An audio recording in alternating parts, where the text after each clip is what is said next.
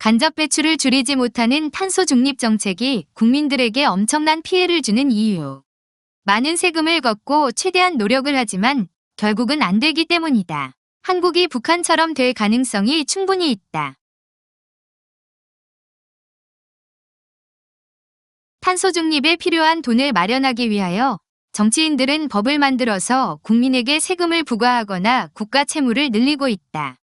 직접 배출을 줄이기 위하여 많은 정책을 만들고 있다. 탄소 중립은 간접 배출을 포함한다. 간접 배출을 줄이지 못하면 탄소 중립을 달성할 수 없다.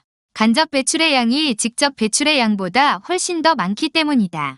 간접 배출은 스코프 2와 스코프 3으로 나뉜다. 스코프 2는 열 또는 전기를 사용하면 사용한 만큼을 탄소 배출로 잡는다. 스코프 3에서는 일반적인 인간의 활동을 탄소 배출로 잡는다. 사람들은 옛날이나 지금이나 재생에너지, 태양광, 풍력, 원자력, 수소 이야기를 한다. 태양광, 풍력, 원자력, 수소, 전기차, 그린 리모델링 등이 많아지면 간접 배출이 늘어난다. 그러므로 탄소 중립을 달성할 수 없다. 우리는 더 이상 재생에너지를 얼만큼 어떻게 늘릴 것인가, 원자력을 얼만큼 어떻게 늘릴 것인가. 이러한 것을 고민할 필요가 없다. 어차피 그 방법으로는 아무리 노력해도 안 되기 때문이다. 되지도 않는 것을 되게 하려면 무엇을 해야 할까? 세금을 더 많이 걷어가야 한다. 그래도 안 되면 어떻게 해야 될까? 세금을 더 많이 걷어가거나 국채를 발행해야 한다. 그래도 안 되면 결국 모든 국민이 피해를 보게 되는 것이다. 악한 사람은 처음부터 악한 사람이 된 것이 아니다. 악한 길로 들어섰기 때문에 서서히 악한 사람으로 변한 것이다.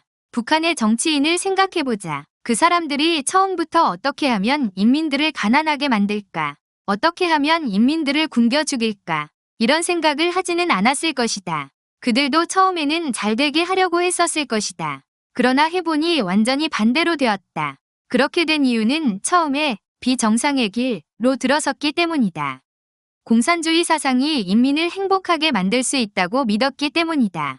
마찬가지로 태양광, 풍력, 그린 리모델링, 전기차, 원자력, 수력으로 탄소 중립을 달성할 수 있다고 생각한다면 그것도 마찬가지가 아닐까?